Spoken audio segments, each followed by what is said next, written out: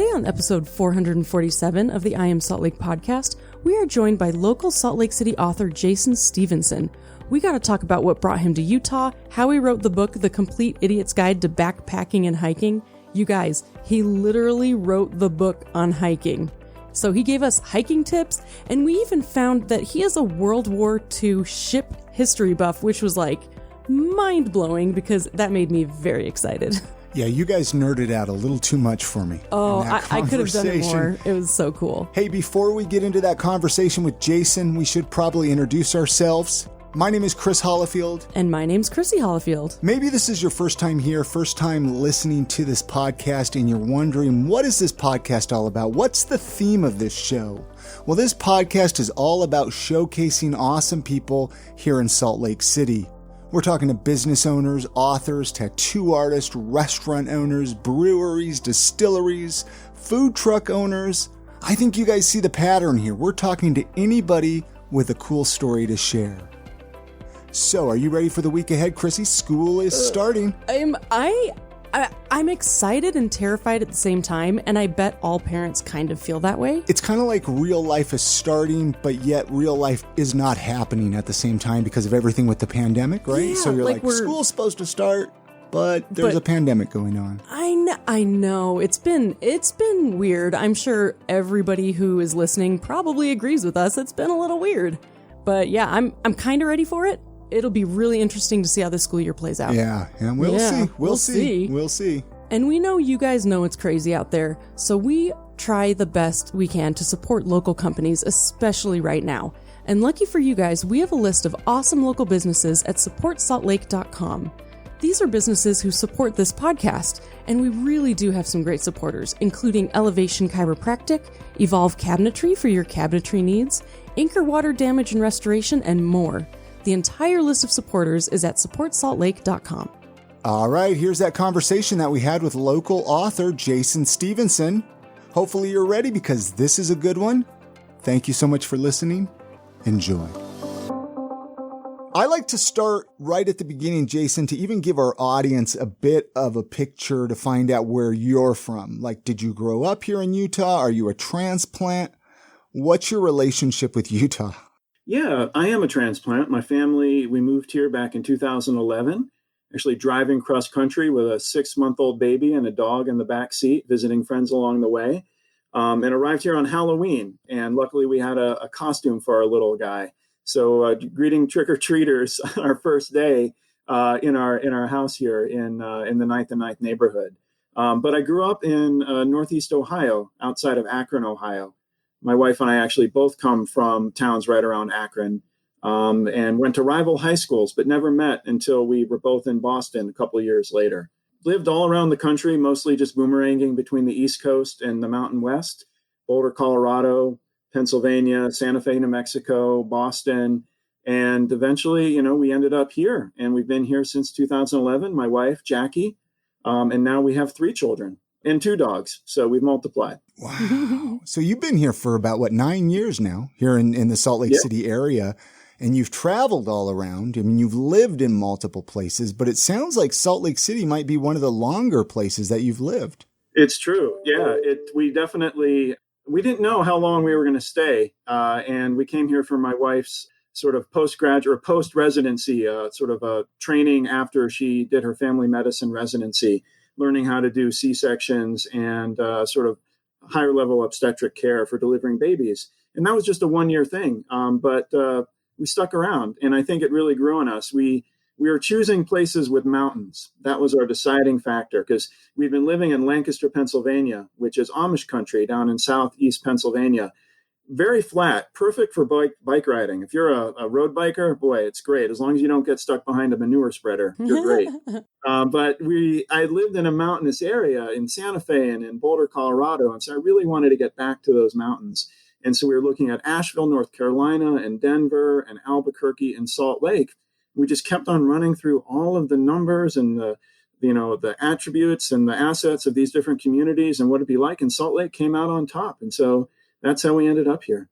Salt Lake City, though, 9 years ago was a different place. It was, it's grown a lot in the last 9 years. I mean, so that's good. That's a good thing, though. So I mean, that's kind of cool. I'm glad I asked that because I thought for some reason you were from Salt Lake. It's interesting. You mentioned Lancaster. Do you know where Wilkes-Barre, Pennsylvania is? I don't know if you've been. Uh-huh. I lived over there for about 5-6 years. So I lived out that way for a little bit. So we were kind of like neighbors, maybe for a minute. I don't know. And I feel like I'm part of the club because for 6 months in kindergarten, I lived in Elizabethtown. That counts, right? It does. I went to the Hershey place. We all remember these places, right? And they become a part of our background, whether we spent a couple of months there or a long time. It's something we can share with other people. That's kind of cool. My question, Jason, is what came first, your interest in writing or your interest in hiking?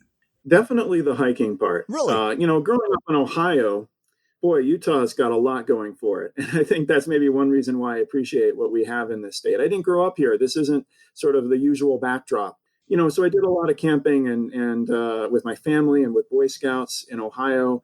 And then I lived in Boston. And so I was able to get up to the White Mountains of New Hampshire just by carpooling with other hikers because I didn't have a car.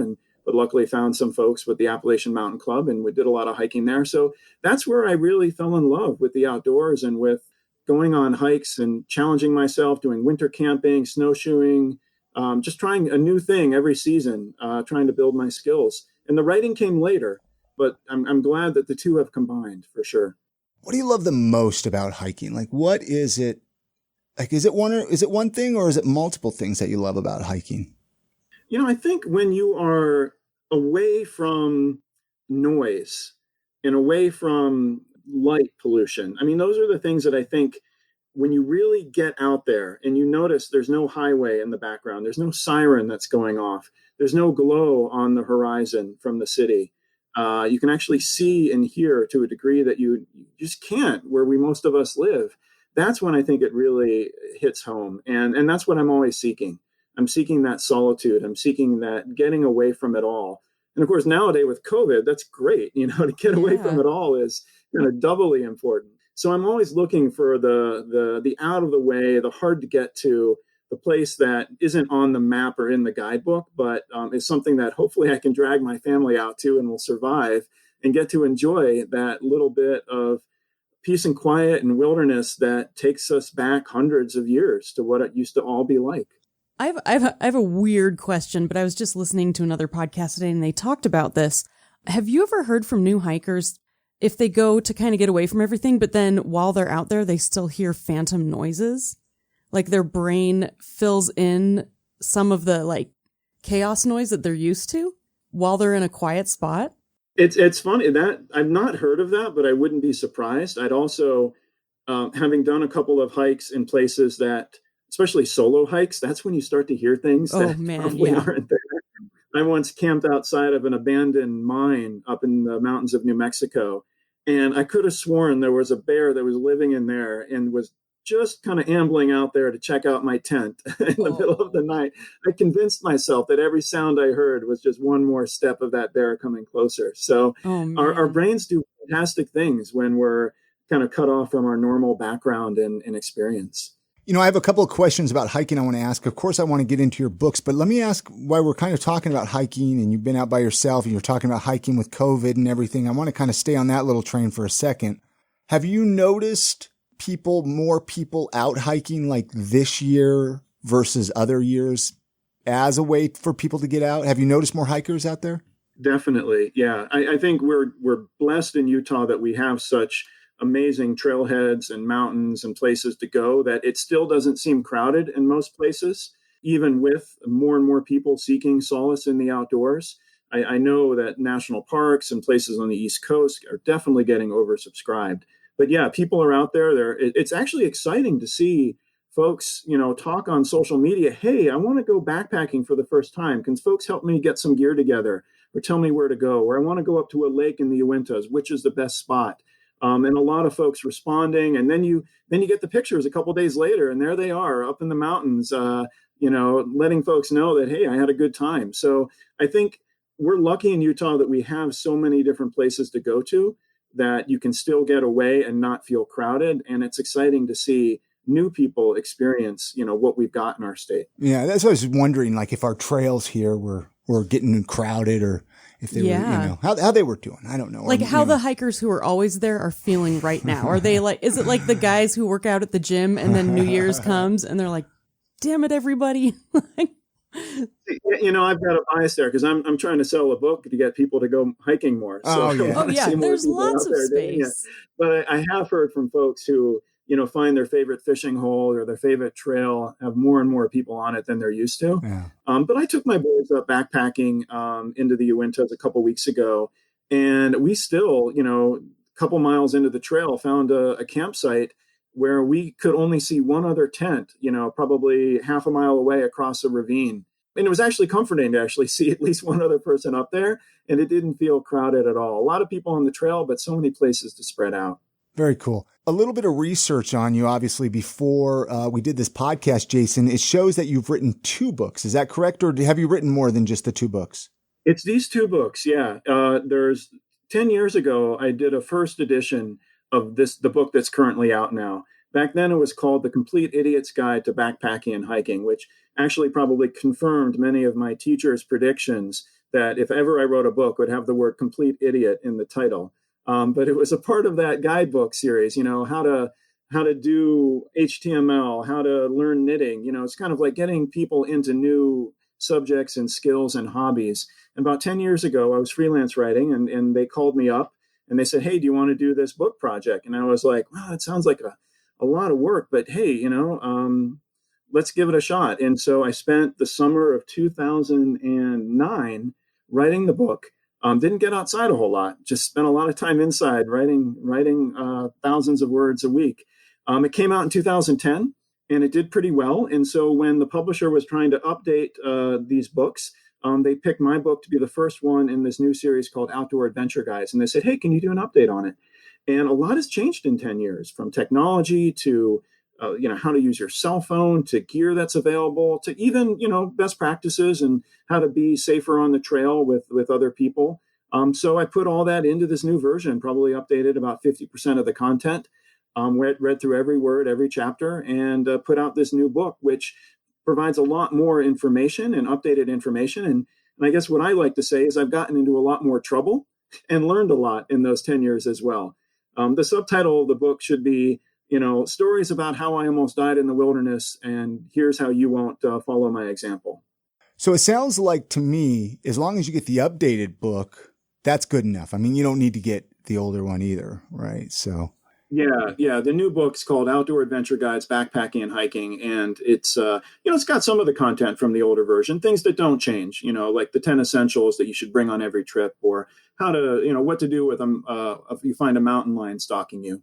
There's been no new updates about that, but there is a lot that I did add, especially how you use your cell phone. Cell phones now are things that you do want to bring on the trail.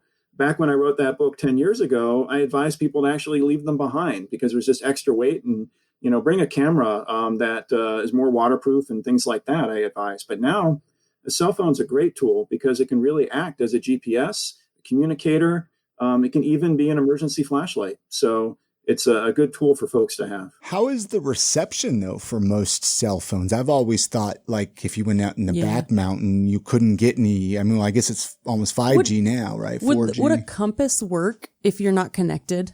I have, I'm just curious. The compass in your phone. On the phone. Yeah, if your phone. And that's the crazy thing about cell phones is that they can act as a direction finder, as a GPS, even when you have no cell service. And that's because they actually have a GPS inside of them that can communicate with satellites up in space. So you can download some free apps, which I talk about in my book, All Trails and Gia GPS, and upload maps ahead of time of where you're going to be hiking. And then when you're on the trail, even if you've got no cell service, your cell phone is talking to satellites and can pinpoint exactly where you are, put down digital breadcrumbs about where you've been hiking, and even allow you to follow routes that you've preloaded into your phone. All you got to do is worry that you don't run out of battery. But now we've got solar panels to help with that. So it's a whole new revolution for folks on the trail. Not to mention, a lot of these phones have fantastic cameras for capturing everything from wildlife to the night sky to campfire. So it's a great tool. Hey, are you thinking of moving to Salt Lake City? Is your job bringing you to Salt Lake City? Are you looking at maybe just finally getting out of the rent game and finally buying a house of your own? Well, you need to contact our good friend Monique at Market Source Real Estate.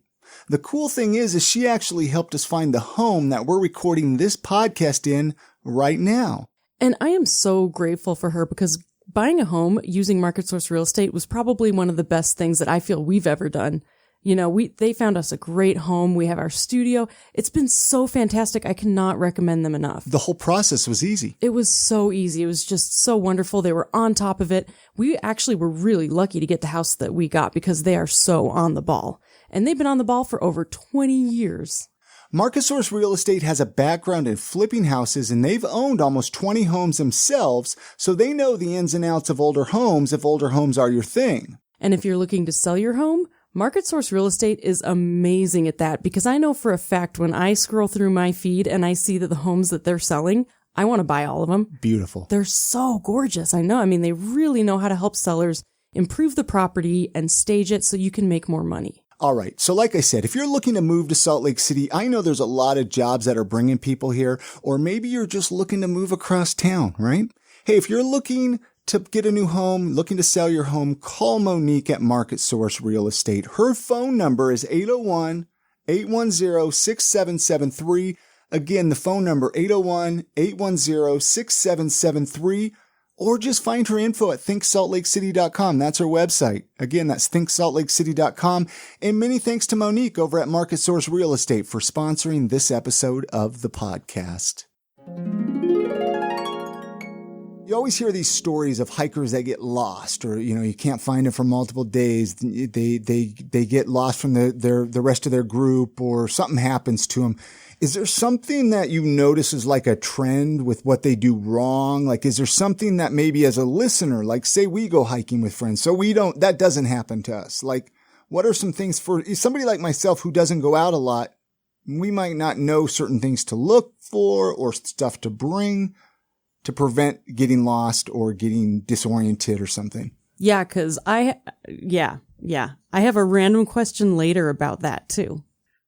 That's a great question. And it actually can be a big fear to keep people at home and not going out. They read these stories and they're like, I don't want to be like that guy, And I spent a lot of time thinking about that because when I worked at Backpacker Magazine, I actually edited the survival columns and stories. And so my job was actually call up people who had survived really terrible ordeals in the woods, lost for 4 or 5 days, broken legs, shattered arms, on death's door before they were rescued. And I would call them up and spend 3 or 4 hours on the phone with them, asking them to relive probably the worst moment of their lives with this idea of trying to learn how it happened, what we could learn, what we could put in the magazine to help people learn from these experiences. And it was really hard, but it was also fascinating and probably some of the most interesting writing that I've ever done.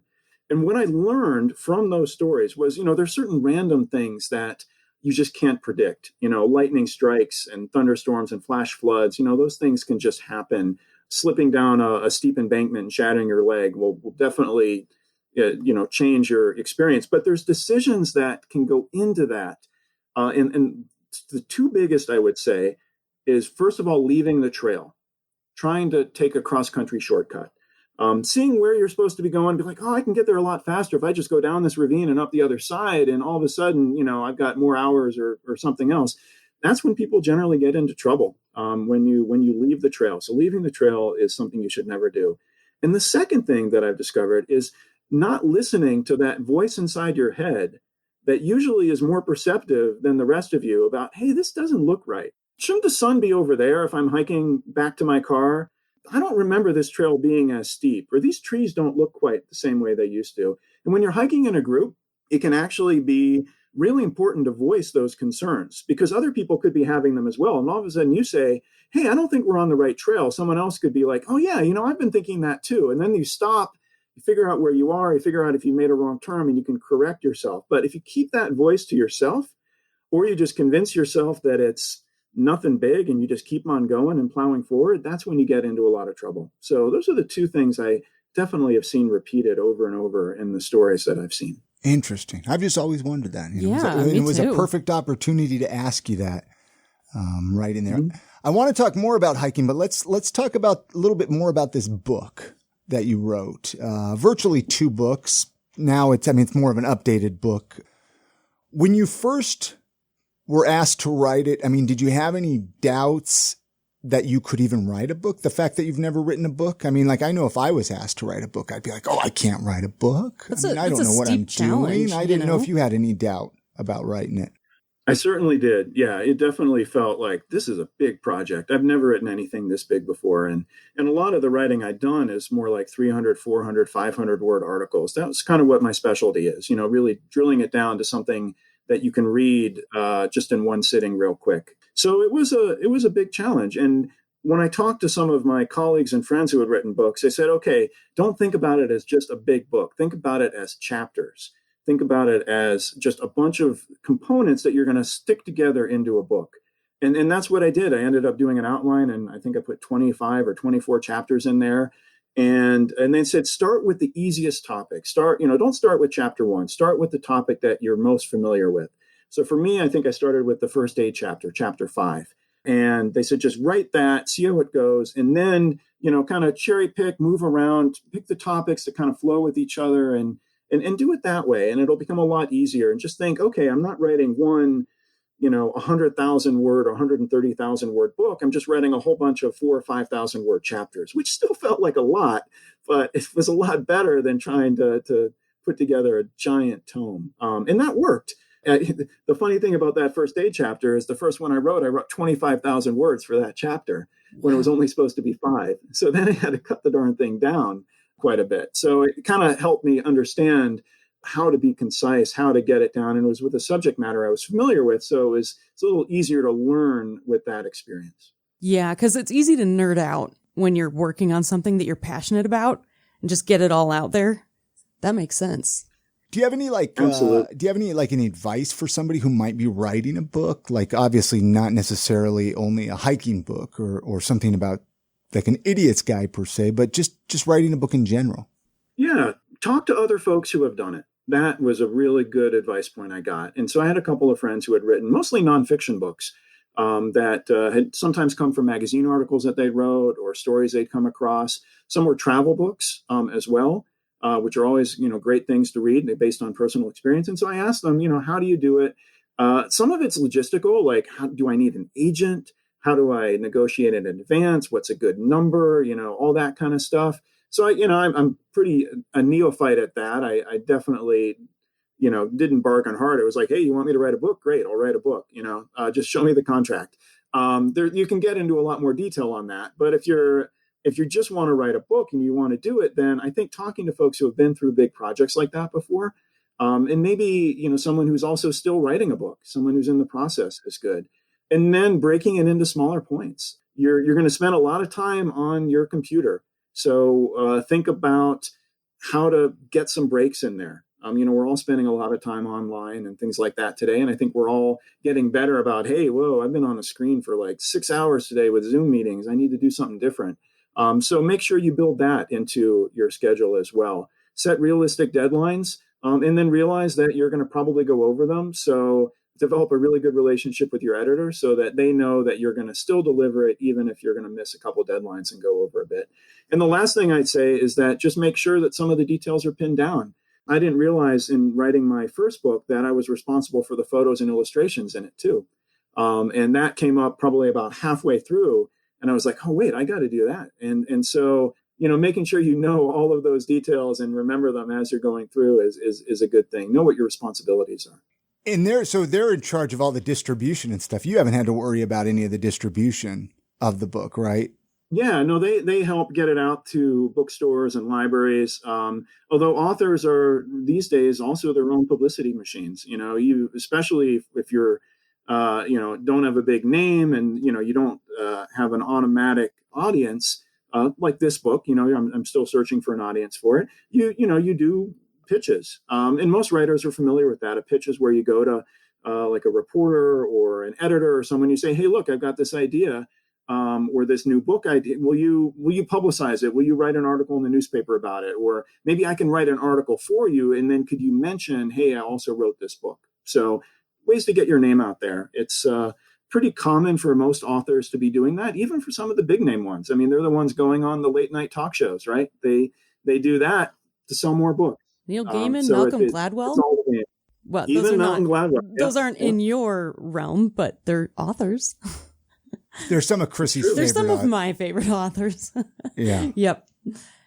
Now, do you have any other plans, like to write future books? Any plans in the future to write more hiking books or books in general? It's a good question. If I would have thought that I'd ever write a book, it would have been about World War II battleships. So that's still an idea Really? back in my mind. The backpacking and hiking ones came to me, and I was like, okay, great, I'll do that. But I had a chance to study in Scotland for a year and earn a graduate degree, and I focused on the Royal Navy, the British Navy during World War II. Spent a lot of time in that topic.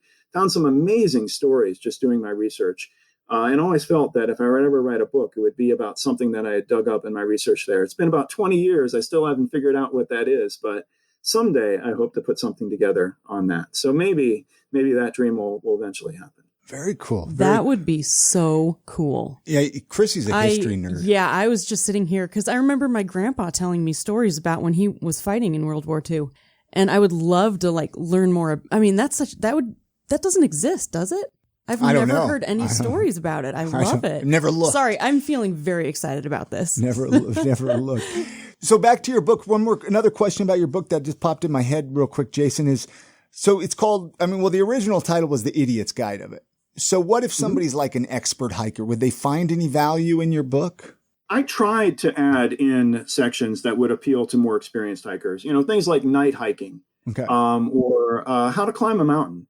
So, people who might be really experienced at going out and doing camping and backpacking, but still want to take it to another level, they could still find some good advice and experience in this book. But it's not going to tell you how to climb Mount Everest. That was not my point. It was really focused on beginners and intermediate hikers, and really finding your own Mount Everest is the way I put it. Your own Mount Everest might be going out and sleeping in a tent in a sleeping bag. That might be a big jump for you.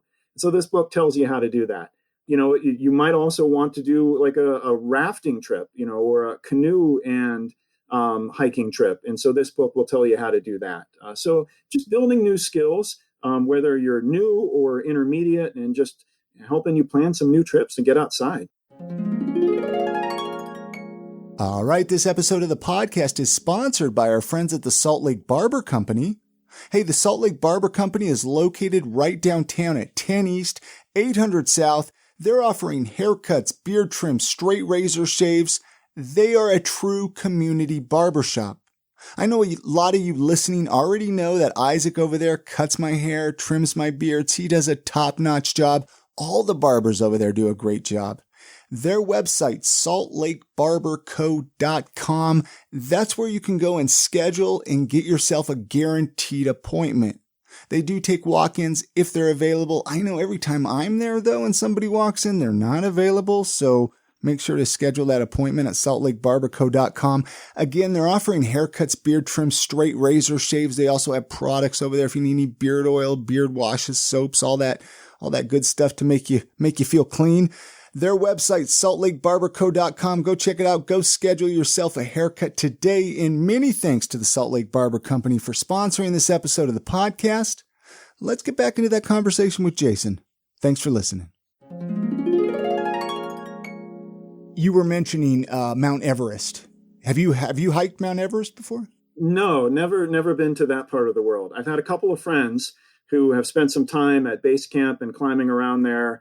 Written some stories and even books about expeditions to Mount Everest. And I worked at Outside Magazine for a couple of years, and they were the magazine where Into Thin Air, the John Krakauer book, first appeared as a huge magazine article back in, I think, 1996 or so, about the Mount Everest disaster, the famous disaster that happened there. So when I was at Outside, it's part of the lore of that magazine is, how that story came to be. And I was actually there for the 10-year anniversary of that story. So I helped prepare some of the content, the feature stories that we ran in the magazine on the 10-year anniversary of the disaster, and then the book that came out. And it was interesting to be there. It's something I've read on a lot. I'm fascinated with not only what goes on today, but even the explorations in the 1920s with George Mallory and some of the earlier explorers who were just trying to climb it, and many lost their lives. So it's a great touch point for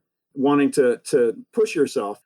I think my wife would never let me ever try that, though, because she probably knows too much about it too, and just how scary it can be when you're up there above 20, 30, 25,000 feet. So I swear there's a guy in Salt Lake, and I need to look him up, but he recently tried to climb Mount Everest. I don't know if he was successful, but I think he lost his nose. Lost his nose? Yeah.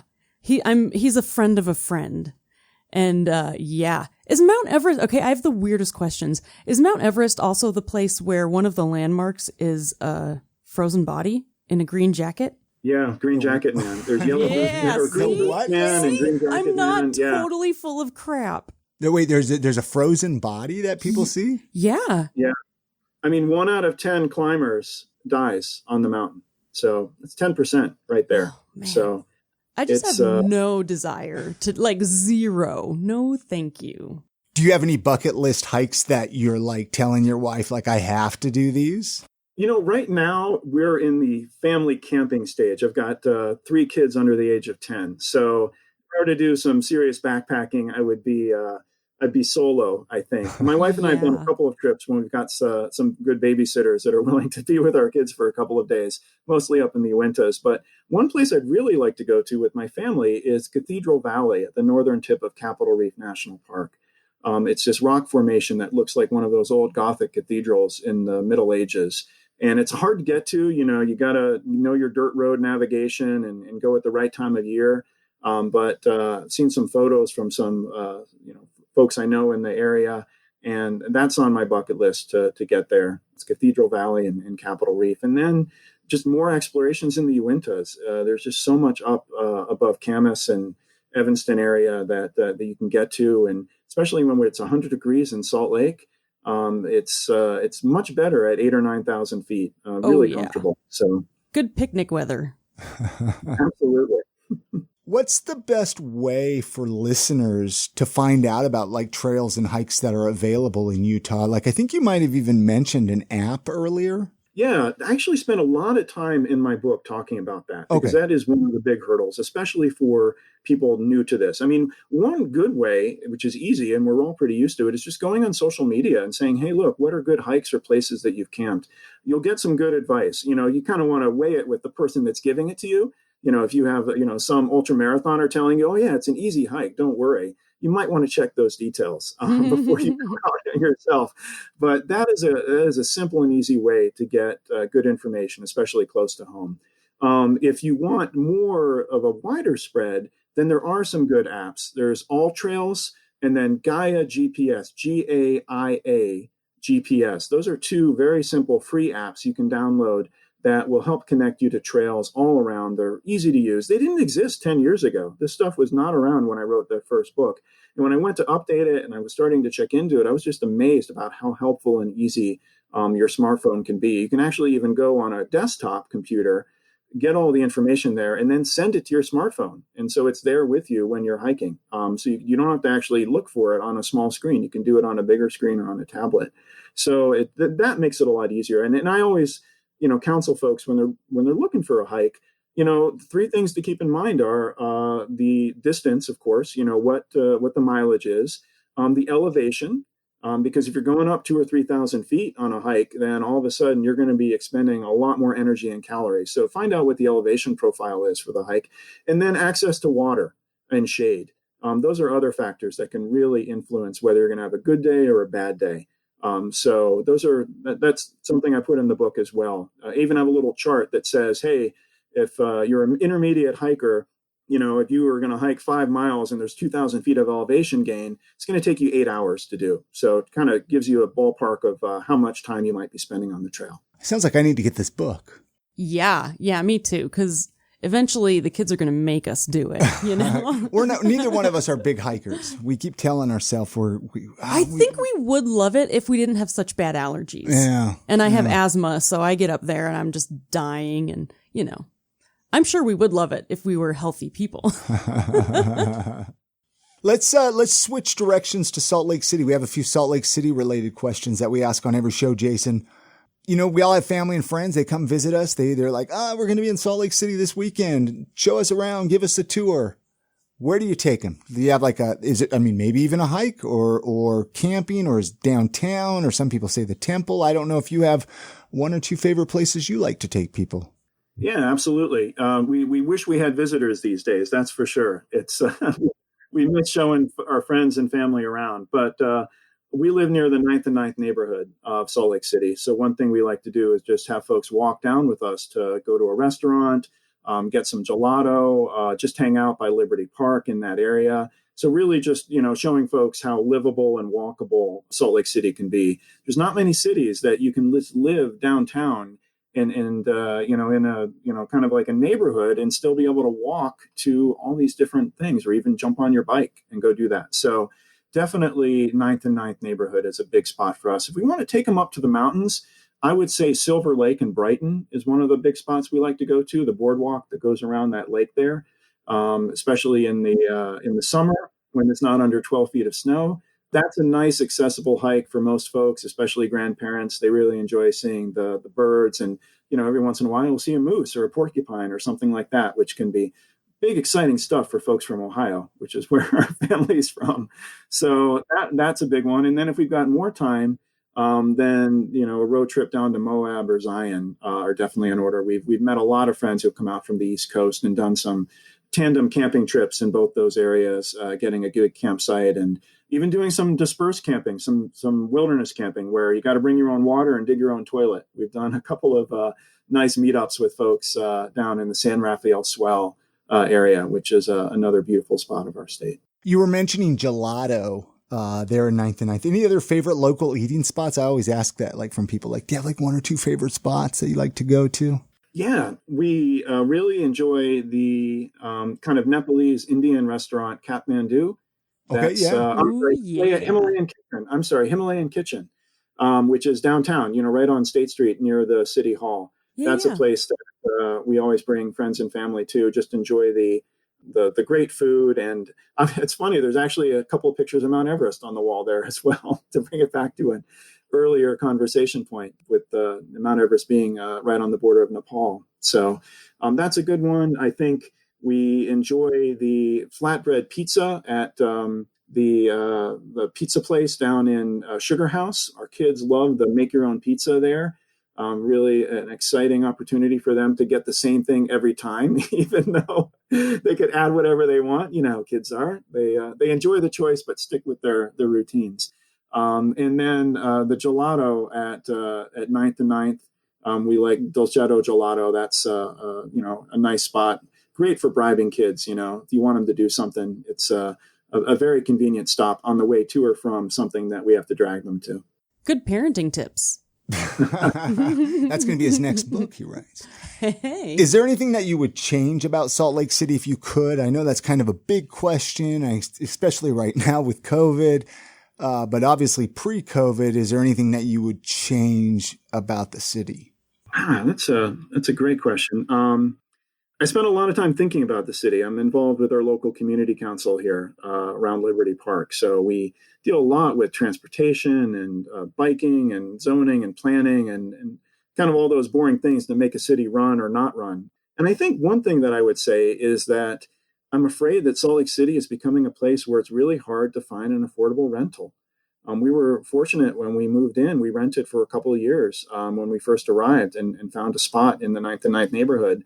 That I just don't see many of those, especially affordable rentals anymore in Salt Lake City. So I think doing something to make more of the housing that's coming in be just affordable, whether that is the city stepping in or the state stepping in, or just so that folks who are teachers and firefighters and police officers can live in our city. And I have people I know who are moving to Ogden or to Tooele, just because that's the place that they can buy a home. And so more effort on affordable housing in the city, and making it not just in certain neighborhoods, but spread out through all of the city. Yeah. Amen.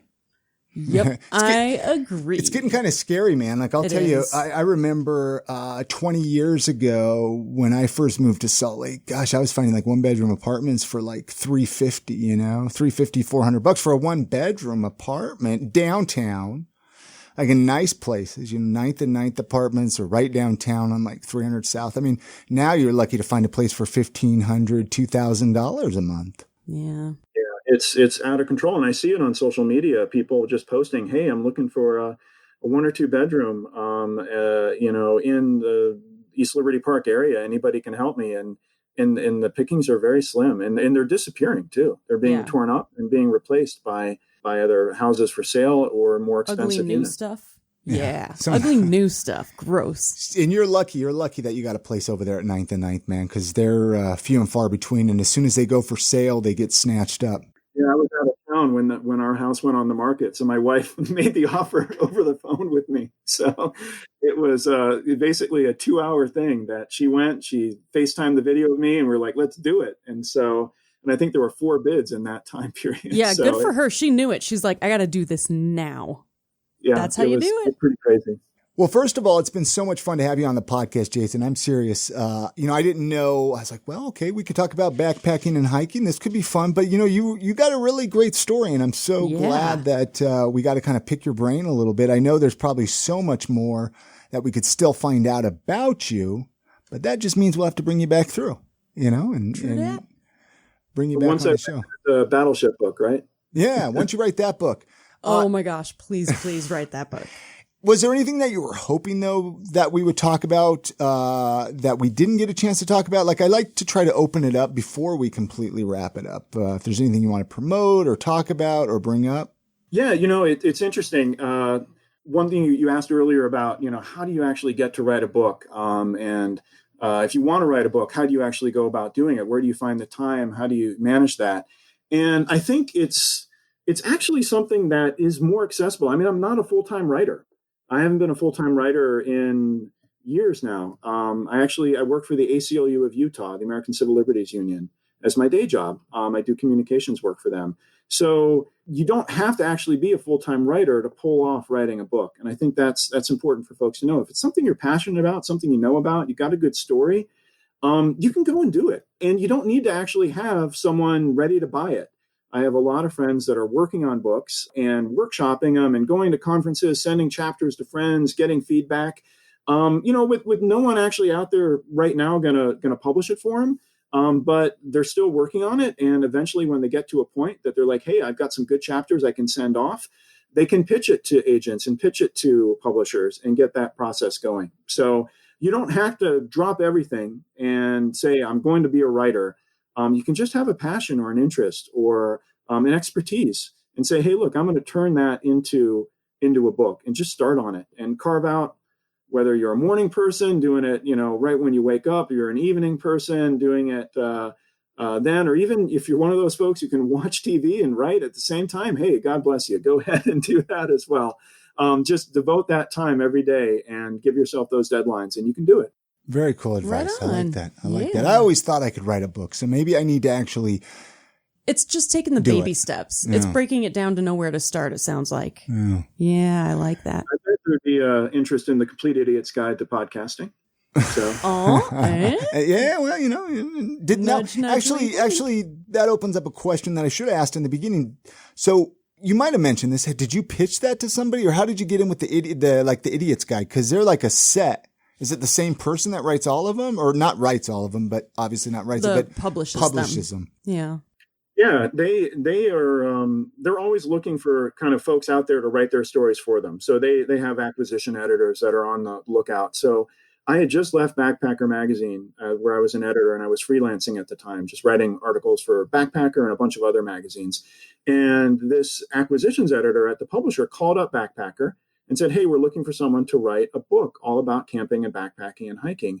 And I was just fortunate that the editor there said, hey, we know this guy who just quit and is looking for new jobs and looking for new opportunities. So they steered them to me, and that's how it came to me back 10 years ago to do that first edition. That's right. Nice. Now that's right. Do you have a website for our listeners to be able to come in and check out any of your stuff? Or I know it's a little bit longer one here, that the dk.com. Is that your book publisher? Yeah, I mean, the book is available, here in Salt Lake at the King's English Bookshop, here in Salt Lake at 15th and 15th, and all over other bookshops. We're online at Amazon and other publishers. I used to work at an independent bookstore back in Hudson, Ohio, where I grew up. So I always love independent bookshops and love pitching those as a place to get your book and support local independent bookstores. But I do have a website as well. It's jasonstevenson.net. Stevenson with a V, jasonstevenson.net. So there I have access to the book as well as a bunch of the other articles I've written, including those survival interviews that I did with folks when I was at Backpacker Magazine, of people who ended up, lost for 4 days in the wilderness of Maine and ended up luckily just being picked up by a passing helicopter. So, just really interesting stories about how people managed to get themselves out of terrible predicaments in the woods. So crazy. Wow. So crazy. Yeah. Chrissy has a final question she asks everybody here. So I'm going to let her ask this question. Or do you have some other questions? Well, so here's the thing. I feel bad because I know we're kind of hitting near time. No. I had these random questions that popped in my head while you were talking. And normal Chrissy cuts people off and says stupid things that don't make sense. And then everyone's confused and then they keep going. But I wrote down notes this time. Thank you, Chris, my life coach. Okay. Well, husband. yeah, if you want to, go ahead. Yeah, sorry. So I was going to ask you, have you heard of the app Randonaut? It's a new app. Yeah. It's a whole movement. Teens are downloading it, and it tells you to go places, and so they're kind of wandering and trying to find random places geographically located. And I was wondering if that ever kind of interferes with all the hiking and stuff. But I was just curious if you've heard of the app and if you've run into people. I have not, but I've heard of similar things. In fact, when I was an editor at Backpacker, I wrote a story about people who were looking for confluences. So they would actually look for where latitude and longitude lines crossed, like the 44th parallel and the 112th meridian would cross, and they would hike and go and find that exact spot and then take a picture. There's these grids that crisscross the world, and they would go and they would try to get all the grid points within their area. And sometimes they could be in the middle of this ravine or in the middle of a lake or whatever, and they would go and just to kind of do that, they would follow these GPS coordinates and do it. So whatever gets you outside, whether it's a random location or you're trying to find an exact latitude and longitude point, or I have another friend whose goal was to visit the center of every county in the country, which I think he did. It's an actual subpopulation of folks out there that they like to visit all the counties in the country. Whatever gets you outside and puts miles on your car and the wind beneath your sails, hey, go for it. So of course, I'm trying to sell a book to get people outside, so maybe that's a good reason why I haven't. Win-win. Sweet. I'll ask you my real question now. So if you could leave our listeners with a piece of life advice or a motto that you live by, what would it be? Yeah. Okay. And it actually goes back to a bit about what we talked about. And when I first got pitched with this idea of writing a book, I thought there's no way I can fit that in. I've got kids at home and a job. How could I find the time to do this? And what I discovered is that you can always find the time to do something that you're really passionate and interested in. So turning something down because you're like, I just don't have the time. You really should gut check yourself and make sure that you can't just carve it out and do it in the morning, in the evening, and add that to your sort of life list of things that you've accomplished. So never knew if I was ever going to write a book. And when I got this concept to do it, I was scared. I didn't know if I could find the time to do it. But I'm really glad that I took that jump and said, you know what, I'll make it work. So I'd encourage other folks to do that and not turn really interesting opportunities down just because they think it'd be hard to fit in. Thanks again to Jason Stevenson for joining us on this episode of the podcast. If you want to find any of the links we talked about or learn more about Jason and his adventures, you can always find the links and resources we discussed at iamsaltlake.com/447. All right, it is weekly recommendation time, that time of the podcast where Chrissy and we give a recommendation, something that we want to tell you about, something we just dig on, something we discovered over the past week, our life, whatever. What's your recommendation, Chrissy? Mine's like midway quarantine edition because I really need this because of all of the hunkering down that we've been doing. I finally found Rocky Mountain Massage. Eric, he's one guy, RockyMountainMassageUT.com. He does cupping. He does like medical cupping. And I was having such bad back pain that him combined with Elevation Chiropractic have gotten me back on my feet during this like really intense, very stressful time. So like, I just want to give him a shout out and say, everybody go look him up and go visit him. You'll feel so much better. You were turning into a cripple. I was really turning into like no joke. It was like, bad. Who the heck did I marry? Well, like, the this one is an week old woman. a couple of weeks ago when I couldn't do the intro and outro, it's because it was too painful to sit. Like I couldn't sit. It was so bad. And now your sinuses are driving you bonkers. Yeah, I just it's like, 2020. Thanks 2020. So here's my weekly recommendation. Neck gaiter masks. I don't think I've recommended these on the podcast yet. So they're the style of mask that one neck mask that I got for going to the gym, Chrissy. Yeah. These masks are great. Now I do want a confession. I don't even think you know this one, Chrissy. I think medical masks, like there's something kind of sexy and creepy about them, right?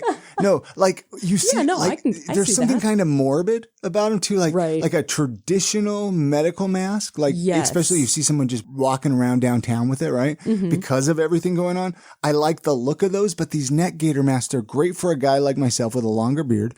They're great for working out in, so I wear it when I go to the gym. So I can breathe through it. Awesome. You think they look good? I think they look kind of silly. Because I like beards, but the thing is, you can tell that it's for beards. So when you're wearing it, I can tell you have a beard. Okay, I didn't know if you could even tell I had a beard in it. No, it's really cool. Okay. I like it a lot. But neck gaiter masks, there's different brands. I don't know. I think I found some off-brand. I found it on Amazon, which I probably shouldn't be recommending on this podcast. I did, though. Local mask. I mean, I'd be curious if there's a local place that has any of these neck gaiter masks, so we can pimp that place out. That would be amazing. If anyone knows, let us know so we can. They're great. Share They're great. them. If you're looking for a mask, if you got a longer beard, you got bigger face, something. It's not as constricting. You can breathe a little easier. The struggle is real. Yeah. The fact that you have to wear a mask everywhere. If you have a long beard, it's been challenging for you. I get that beard mask. The beard hair. Yeah, the beard hair. So it's all these creases and stuff in my beard. And I'm just like, get out of here. Well, that's it for this week. But before we go, I want to remind you that our entire back catalog of podcast episodes are always available at iamsaltlake.com. You can head on over there, check them out, and be sure to share your favorite episodes with your family and friends. Also, send us an email to hello@iamsaltlake.com if you have any recommendations or suggestions for upcoming podcast episodes. We always love recommendations, especially right now. I know there's, certain people have new creative job outlets. Maybe they've had to pivot a little bit in their existing jobs, or maybe there's cool things people are doing, especially right now with the pandemic. Send us an email, hello@iamsaltlake.com. Tell us who you're recommending. Maybe it's yourself. Maybe you're doing something cool. We'd love to hear from you, right, Chrissy? Oh, for sure. I want to hear your story, man. And it doesn't have to be pandemic related. Maybe you just have a cool... But the pandemic has forced us to all think outside the box a little. So it seems like everybody is coming up with kind of a new creative venture on the side. Yeah, we want to make sure we're bringing them on the podcast and spotlighting them. We want to support everybody. Hey, you have a great week. Get out and enjoy the city if possible. Go for a walk. Get some sunshine. Get some of that vitamin D. Support local. And we're going to see you next week on the next episode of I Am Salt Lake Podcast. And good night, Grammy.